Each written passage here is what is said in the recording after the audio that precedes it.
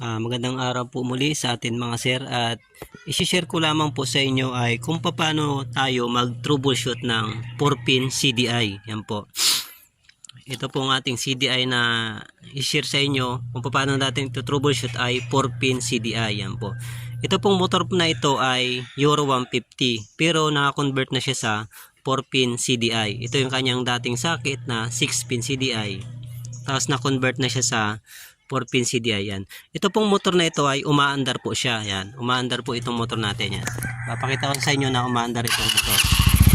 Yan, umaandar po siya. At i-share ko lamang po sa inyo kung paano natin ito troubleshoot itong CDI ng ating motor, yung 4-pin. Yan. Papakita ko lamang po sa inyo yung step by step kung ano po yung ating gagawin kapag naka-encounter kayo na walang kuryenteng lumalabas dito sa kanyang spark plug.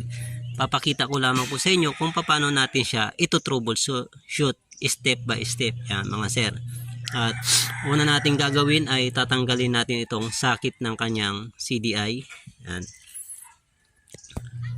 Tanggalin muna natin yung kanyang socket ng CDI. Yan. Yan, 4-pin yung kanyang CDI at ito yung kanyang socket. Yan po. Kapag nakaganyan yung ating CDI, ito yung kanyang pulser, yung dito, kanyang ignition coil. Tapos yung dito sa baba, ito yung kanyang positive supply from ACC. Tapos yung dito sa kaliwa, ito yung kanyang ground. Yan. At syempre, bago natin masimulan yung ating pag-troubleshoot, gagamit tayo ng test light natin. Yan, gagamit tayo ng test light para ma-troubleshoot natin yung kanyang wirings. Yan po. Ang una natin gagawin, hanapin natin yung ground supply, positive supply, ignition supply, at saka yung sa kanyang pulser. Stop mo. Okay na? Yan, gagamit tayo ng ating test light. Yan. Ang una natin gagawin ay hanapin muna natin yung ground supply dito sa kanyang socket ng CDI. Yan. Ang gagawin natin, yung clip ng ating test light, ilagay natin sa positive ng ating battery. Yan. Yan, yung clip ng ating test light nakalagay sa positive ng ating battery. Tapos, dito tayo sa socket ng CDI. At hanapin natin dito yung kanyang ground supply dito sa socket. Ito yung kanyang ground supply. Yan. Kailangan kapag tinest light natin yan, ay iilaw yung ating test light. Yan. Ibig sabihin, goods yung ating line ng ground. Yan. Kapag hindi umilaw yung ating test light, i-check nyo yung supply ng ating ground. Yan. Kailangan mapasukan ng ground itong pin na ito, yung ating ground supply. Kailangan umilaw yung ating test light. Yan. Kapag hindi umilaw yung test light, gawan nyo munang paraan para mapasukan ng ground itong pin na ito. Yan po. At susunod namin nating itest yung kanyang ignition coil. Yan. Dapat umilaw yung ating ignition coil supply, yung ating test light. Yan po. Dito sa part na ito, ito yung papunta sa ating ignition coil. Dapat umilaw yung ating test light. Yan. Pag hindi umilaw yung ating test light, ibig sabihin, putol itong linya papunta dito sa ating ignition coil wire. Yan dito. Yan. Kailangan masupplyan itong ano na to, yung socket na to. Kailangan buo yung linya natin papunta sa ating ignition coil.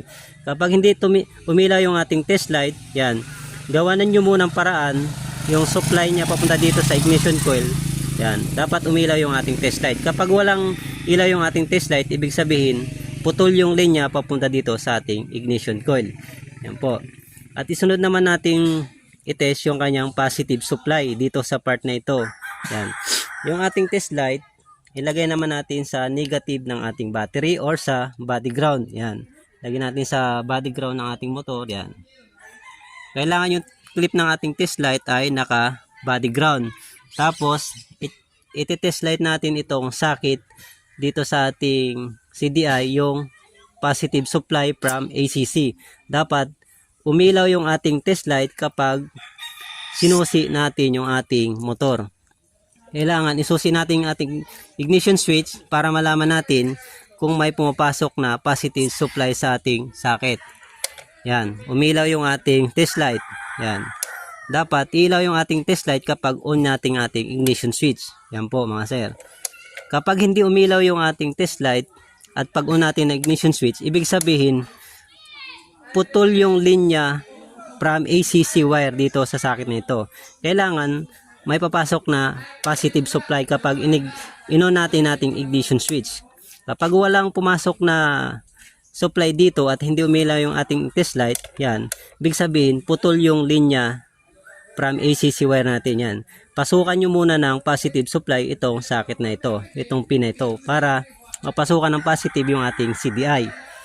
At isunod naman natin yung ating pulser supply. Ito kasing part dito, ito yung ating pulser. Yan. Dito naman tayo sa ating pulser. Yan. Kapag nag-test tayo ng ating pulser, hindi natin gagamit itong test light natin kasi hindi niya kayang test light yan, yung pulser na yan. Hindi niya kayang. Kasi ang pumapasok dito sa pulser natin, from dito sa ating stator ay maliit lamang na voltahe or 2 volts lamang po ang supply na kanyang tinitrigger. Yan ko. Kaya hindi obra yung ating test bulb. Yan po. Ang pag-check po natin dyan, multimeter, yung digital, yan. O kaya yung ating mga analog tester, yung paano natin chine-check yung ating pulser. Or yung pinapakita ko minsan sa inyo, yung LED light sa ating mga flashlight ng lighter, yun po. Yan. Dito po sa video na ito, ipapakita ko po sa inyo kung paano natin i-check itong pulser at kung goods yung ating mga CDI. Yan po. Yan. Kanina nakita nyo po ay goods itong ating CDI. Paano natin malalaman kung sira na yung ating CDI? Ganito lamang po ang ating pag-check. Yan po. Ang una natin gagawin, yan. Itong ating spark plug cap, tanggalin natin to. Yan. Yan. Tanggalin natin yung ating kwako dito sa ating high tension wire yan dito. Para ma-check natin kung goods pa yung ating CDI natin. Yan. Ang una natin gagawin ay isalpak natin yung ating CDI yan sa kanyang socket. Yan. Tapos yung ating CDI ay yung ating test light. Yan. Ilagay natin sa ating positive terminal ng ating CDI ay ng ating battery, yung ating clip test light. Ilagay natin sa positive ng ating battery. Tapos i-on natin yung ating ignition switch. Yan, on natin ating ignition switch. Tapos itong ating high tension wire, idikit natin dito sa ating ground, body ground, yan, sa ating body ng ating motor, yan. Ayos ko muna. Tapos may kita nyo mga sir, may pumipitik dyan, lumalabas na kuryente sa ating high tension wire. Yan, pwesto muna natin.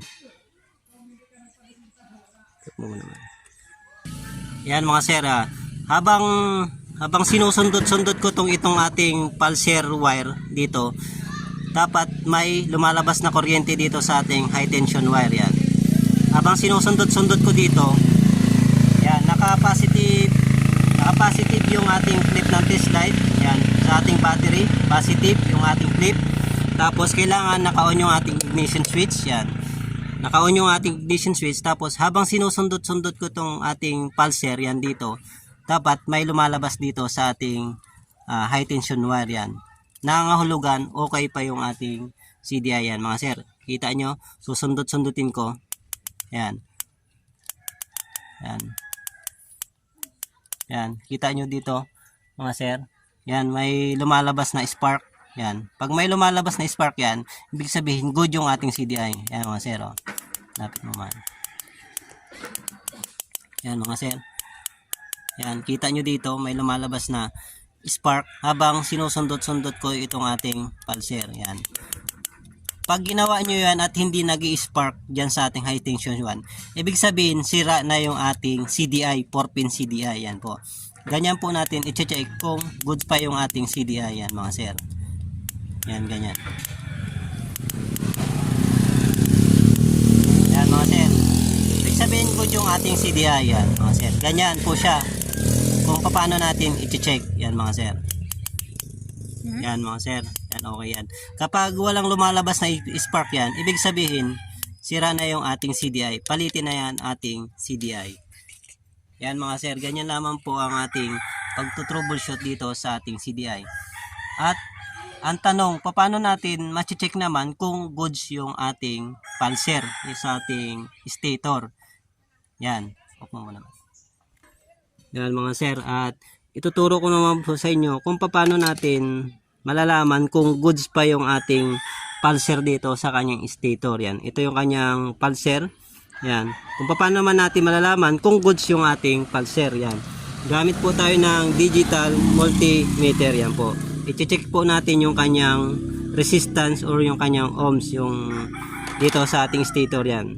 Gamit po tayo ng digital multitester. I-set po natin dito sa ohms yan sa 200 para ma-check natin yung kanyang resistance ng ating pulser. Yan po. Dito sa kanyang socket ng CDI yan, yung positive probe natin ilagay natin sa pin ng ating pulser, yan, sa ating pulser wire. Tapos yung negative probe natin, lagay natin sa negative wire dito sa kanyang CDI, yan. Yan mga sir. Ibig sabihin, goods pa yung ating pulser kasi may 148 resistance pa siya. Ang goods ng ating pulser ay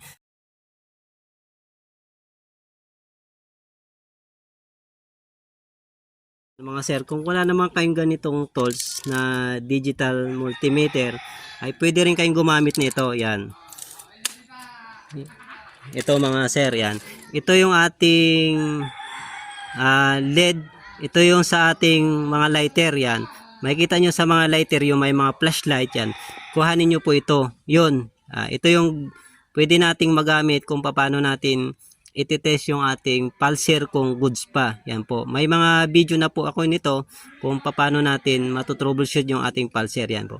Dito sa video na ito, ipapakita ko rin po sa inyo kung paano natin ititest yung ating pulser wire kung goods pa. Yan mga sir.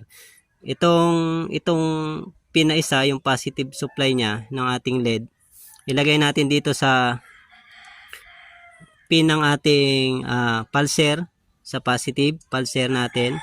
Tapos yung isang paa ng ating LED, ilagay natin sa negative.